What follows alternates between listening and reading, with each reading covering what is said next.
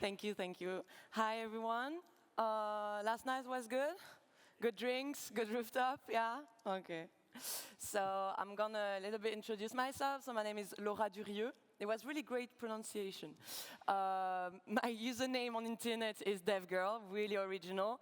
I'm a full-stack web developer. I won medals, and I'm a streamer on Twitch. So I'm doing live coding on Twitch, and I'm the presenter of an emission of a show at RTBF, which is the national media of Belgium. You can find me on social media if you'd like to. So pay attention, on Twitch with 1_, on Twitter with 2_, and on Instagram with 3 underscores. I did my best. I couldn't be more, yeah. Okay.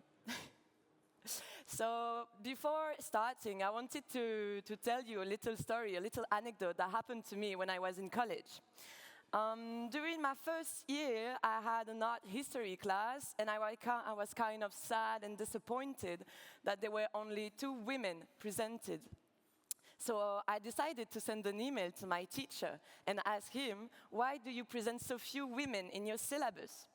And he answered me kindly and honestly that he didn't have enough time to add more portraits to his syllabus, or some students may not have the required basis in their future career. So we think about students in art, in painting, in animation, etc. So at first, I didn't really pay attention to it. I didn't really realize the huge problem behind this.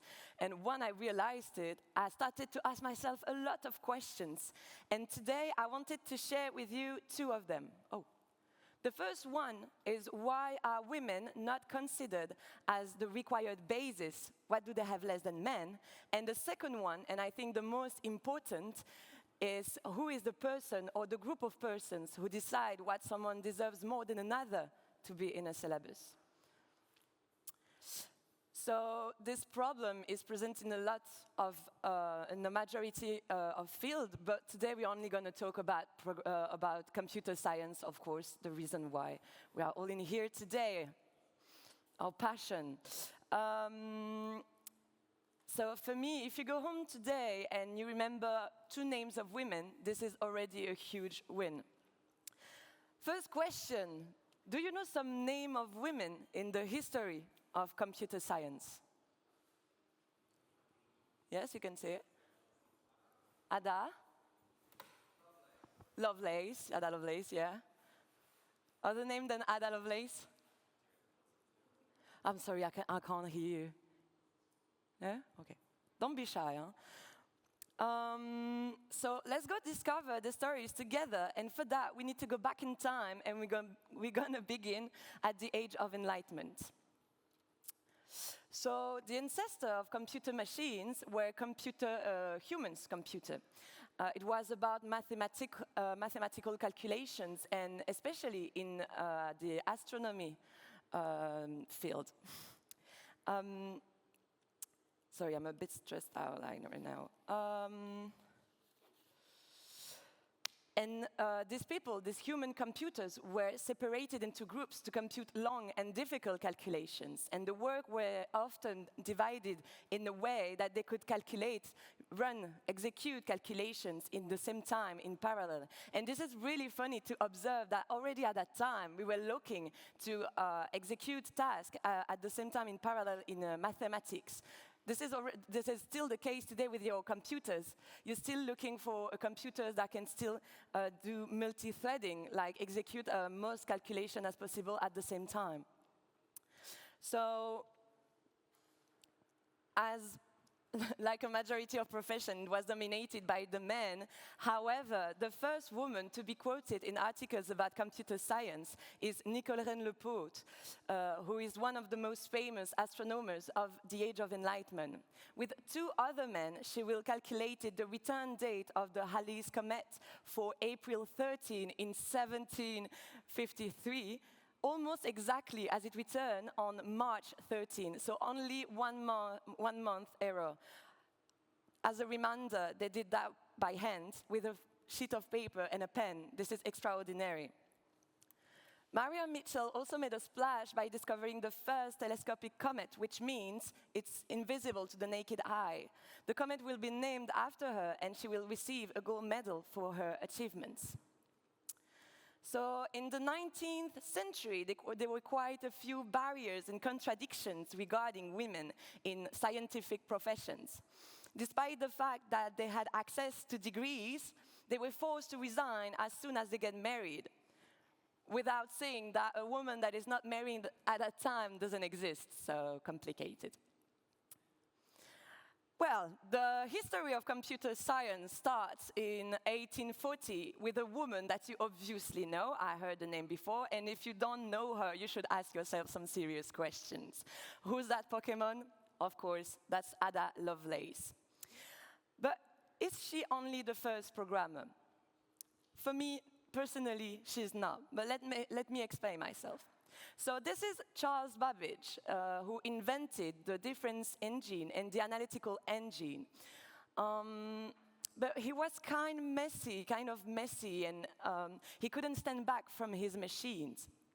So he had ideas, like wonderful ideas. What a great idea to have a machine like that. But he was messy. Like I already said it, I'm sorry, I'm losing my words, but he didn't have a concept that embraced his machines. Hence the arrival of our sweet and dear Hedy Lovelace. She invented the concept behind the analytical engine by providing the first algorithms. And ladies and gentlemen, computer science was born. So for me, she isn't just the first programmer, she's the mother of computer science. Oh, and if you want one little anecdote, the thing that, why do we have so much words from sewing in computer science is because Charles Babbage was a huge fan of the machine of Jacquard. I don't know if you know it, this one. The Jacquard machine? No? It's a really known machine that was revolutionary, and especially in the world of fashion and clothing and sewing. And that's why we still have some words from this domain in the computer science field. And other anecdotes, you can find the first concepts of loops and functions in the algorithms of Hedy Lovelace. So despite the fact that there was an extraordinary invention, it was far more innovative for that time, and the analytical engine will be forgotten for lack of funding before being found back in 1937 to inspire the Mark I, the first general-purpose electromechanical computer. But let's take it easy. We are now at the end of the 19th century, and Edward Charles Pickering is the founder of a group of women known as the Harvard Computers. These women listed over 10,000 stars and developed a system to classify them. One woman stood out in particular, Amy Jump Cannon. She pioneered the new spectral type classification scheme and developed the Harvard classification scheme, the system that is still the base of the system used today. Between 1911 and 1915, she will classify over 5,000 stars a month at a rate of 3 stars per minute. I don't know what you can do in 1 minute, but this is huge, like still with paper and pen. Right? This is amazing. So, at the beginning of the 19th century, the growth of industries opened up opportunities for women to join the field of technology. One notable woman, Grete Hermann, made significant contributions with her advanced work in mathematics and physics. She played a key role with her advanced early work in philosophy about the foundations of quantum mechanics. And during her thesis in the 1920s, she laid the groundwork for computer algebra, and her work established the existence of many of the basic problems of abstract algebra. So between the 1940s and the 1970s, women were widely hired as coders. For several reasons. The first one was the fact that coding was an emerging field. There were no coding diploma, and this lack of formal credentials were advantageous for women to join the IT field. A second reason is, despite the fact that they were earning degrees in scientific positions, they faced a lot of challenges like finding employment or advancing in their career. As a result, many women decided to turn to opportunities in IT. And the last one is the shortage of manpower. I'm not going to explain why. And the fact that a woman costs very little and often less than a worker. So, during the World War II, a 36-year-old mathematician decided to serve her country. She's from America, and you can feel it. So she decided to leave her teaching position at the Vassar College to enroll in the US Navy. Surprisingly, the Navy decided to assign her to Harvard to work and to be the third programmer of the Mark I. Well, you remember I talked briefly about the Mark I. So the analytical engine was found back in Harvard to inspire Howard Aiken to create the Mark I. And this is a versatile punch card programmable calculator. And it was Grace who had the honor, or rather the heavy burden, of timing this machine. You can see that. Looks really beautiful from far away. And she wrote its 521-page user manual from scratch. And we are all very happy for her, because finally she could enroll in top secret calculation crucial for the war effort, like determining rocket trajectories or calibrating minesweepers. So the year 1945 marks a milestone in the history of computing. The ENIAC, the first fully electronic computer. It was designed to accelerate, speed up, and automate the work of calculators at that time. And while the latter was indeed faster, it still needed a human intervention, the operator. And this job was largely performed by women. The operator is the person who's going to enter manually the questions into the computer using switches and cables. I don't know if you can clearly see it because it's kind of dark. Would you like to be in front of that thing? Question. Okay. So 6 astounding women. So Kathleen Antonelli, Marlene Metzer, Betty Jennings, Frances Spence, Betty Holberton, and Ruth Tatel-Bone were the first ENIAC programmers and amongst the first programmer by extension. So although the work of operator was the programmers of today, it was very easily belittled and received not a lot of credits because it was mostly practiced by women. Hardware being the men's job. However, the line between these two jobs wasn't clear-cut. In fact, women needed to have little or in-depth knowledge in hardware to be able to program this machine. I mean, like, there are no GUI, you have to touch the hardware to program it. So this is where we see a big difference between the job description and what these women had to do.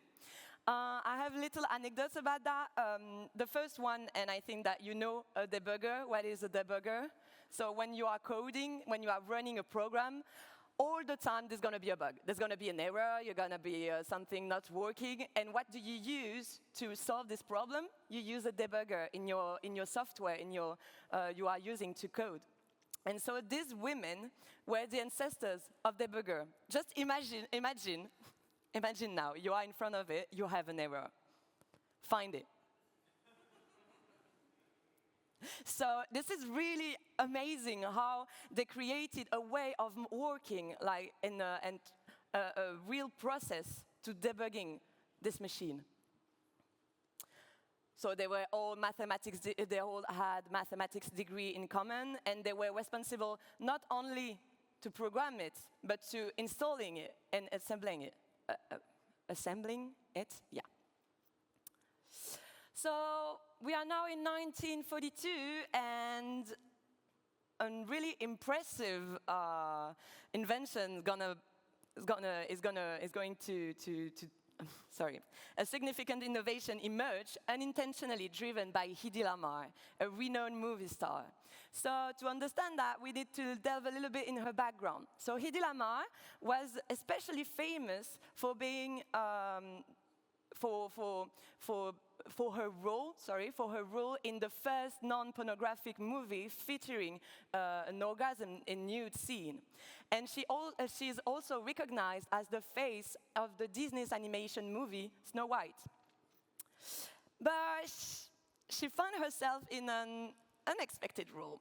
So facing a troubled marriage, she decided to flee Austria, and her special alter ego showed up. She had a profound interest in war and technology advancements. So when she was in America, she crossed paths with a pianist, George Entell, and together they conceived a secret communication system for launching radio-controlled torpedoes. Took me 2 months to just have this sentence in my head. Called the Frequency Hopping Spread Spectrum, or FHSS. They patented this idea in 1942, and surprisingly, this is still in use today in technologies like Wi-Fi and Bluetooth. So today, you shouldn't be able to connect to the Icinga Wi-Fi without this woman and without her invention. And I think that when it comes to unusual career changes, I think we are reaching new heights.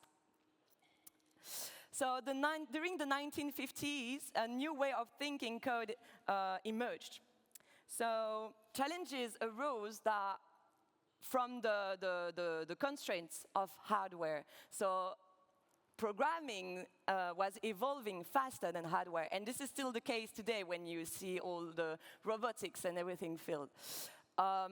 So you had to begin to optimize your algorithms. And this is where the image of a singular, creative magician wielding a black of black magic emerged. At the same time, then the stereotypical image of the white man, hairy, antisocial, as the image of the programmer. And even if it doesn't fit, like it more belonged to the realm of fantasy. Studies in the 60s showed that companies were looking for this kind of profile. Funny. No. So you thought you were done with Grace Hopper. Nah, she's back. So after the war, she working on the UNIVAC, the most powerful computer at that time. And when she was put in charge of the automatic programming department, she had the idea of the compiler.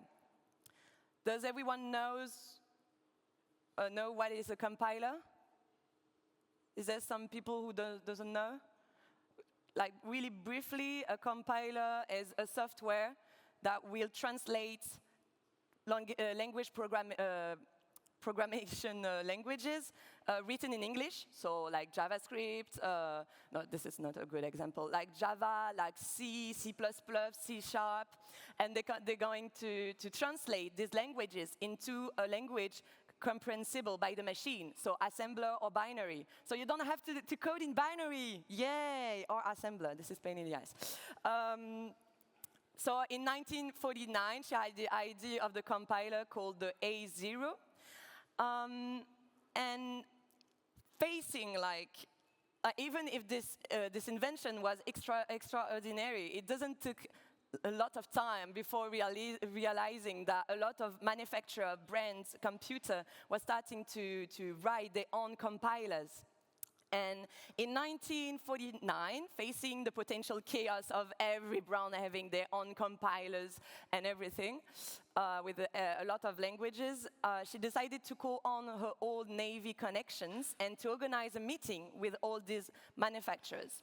When they came out of the meeting, they all agreed that that a simple and universal language would be used. And this is when the common business-oriented languages appears. Who can code in COBOL here? Do you like it? But you can earn a lot of money with it. So it is still in use today in banks, especially insurances, etc. And I have two little anecdotes about her. The first one is that you should why do you say that she's known as the queen of software? Simply because she's the person who came with the idea of the portability of software. So before, you had to, if you want one software on a computer, you had to rewrite it by yourself. If you wanted Word, it was not the Word that we have today. There were so much less features, but you still have to rewrite it. So Grace Hopper, with the compiler, said that, why do we just compile the file and just give it to people? Yes, thank you, Grace. So for us, it's so normal. Today, you want the software, you just go on the internet and you download, and that's all. But it wasn't the case before. The second thing is that this is Grace who had the idea to name the process of writing statements, as coding. And even if it was replaced by programming, it's funny to observe that it's being revived recently. It's much more cooler to say coder than programmer. So, okay, let's take a look at this graph. So this is a graph that shows the percentage of women graduated in different fields. So we have medical school, law school, physical sciences, and computer science. And I think that we can easily observe something really strange. So this is in America. I forgot to precise it. It's in America. Around the 80s, we can see a real break between women and computer science. So this is a subject really sensible, in my talk, because a lot of time people are coming to me after and saying, no, this is, and why not, and no. So there are a lot of reasons for that. There are a lot of reasons, and I'm not going to show you all of them because we are still here tomorrow then, but I wanted just to feature one of them, and I think that it's kind of going with my presentations. So, one time someone came to me and said, yeah, but it would be nice to have the root of the problem. Do you really want the root of the problem? Think.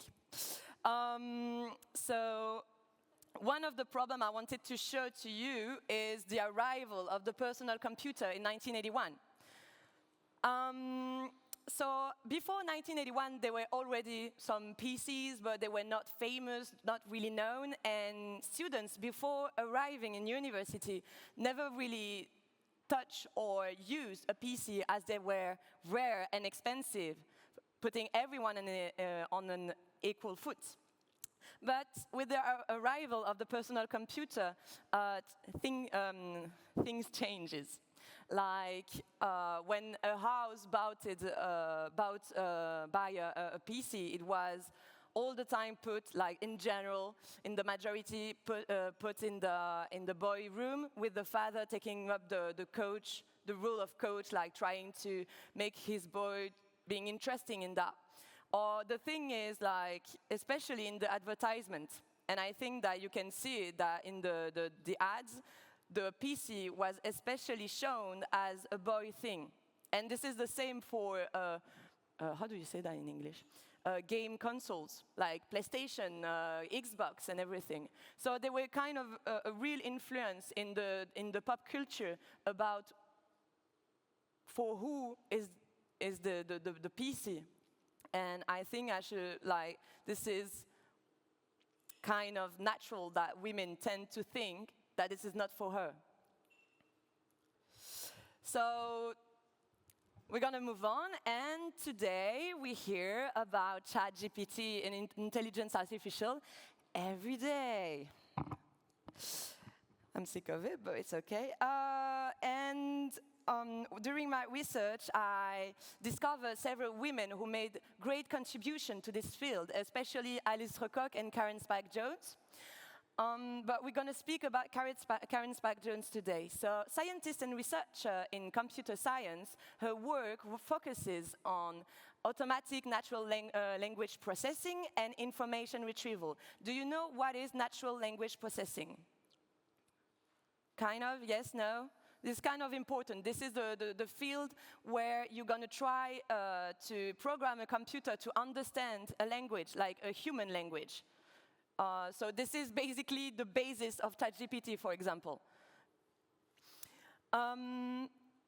So she's the person who invited the TF-IDF method, which means term frequency inverse document frequency, which is a weighted relevance measure for words in a text, and it is still used today by most search engines, and it's really, really important if you do SEO to know this one. So what is happening? This method is going to combine the physical presence of a word in a text with the weight of this word in general. It does make it possible to know the relevance, the relevance of a specific keyword in a text. On 1964, she's going to publish an article which is considered as the founding and fundamental document in the natural language processing. So even if her work wasn't really appreciated at the outset, she inspired today, and she also mentored a generation of researchers, both men and women. I'm looking if nobody is leaving. And she coined the slogan, "Computing is too important to be left to men." Okay, no. So I have to go really quickly because I have only 5 minutes left. So the philosophy of the hacker spirit is really interesting because apparently you don't have to, you must not judge the hacker themselves, but only their job. So age, gender, social position, sexual orientation, the color of your skin doesn't matter, only what you did. And this is why the biggest challenge is for the woman developer to not be labeled as a woman anymore, but as an expert or developer, and that's it. So is it true? I had the misfortune of typing on Google the most famous female hackers. And, well, I'm going to show you the image, you're going to understand. So, and this is funny because this is in French and the translation is terrible, but this is like the top 10 hottest female hackers. So even if we see a progressive will in this field, the fantasy of the female hacker still persists. The women I would like to highlight here is Joanna Rutkowska, who is a computer scientist and expert in cybersecurity, and she's most known for her work in low-level security and rootkits. So, conclusion. I made it. So I could go on and on talking about these women, and today there are many actions and organizations trying to give a place and a voice to women to IT, and this talk is one of them. The aim of this conference is to highlight women who have completely changed the course of IT history and who can inspire girls and women today. So I ask you, to those who have patiently listened to this story, when you go home, to try to write down 2 names of women you've discovered today and spread the word. Tell the stories to your friends, to your sisters, to your mother, to your daughter, to your students, to the women around you, and encourage them to show them.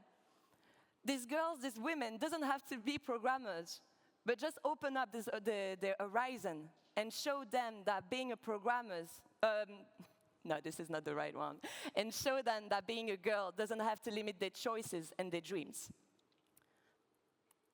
I'm skipping a lot. Thank you.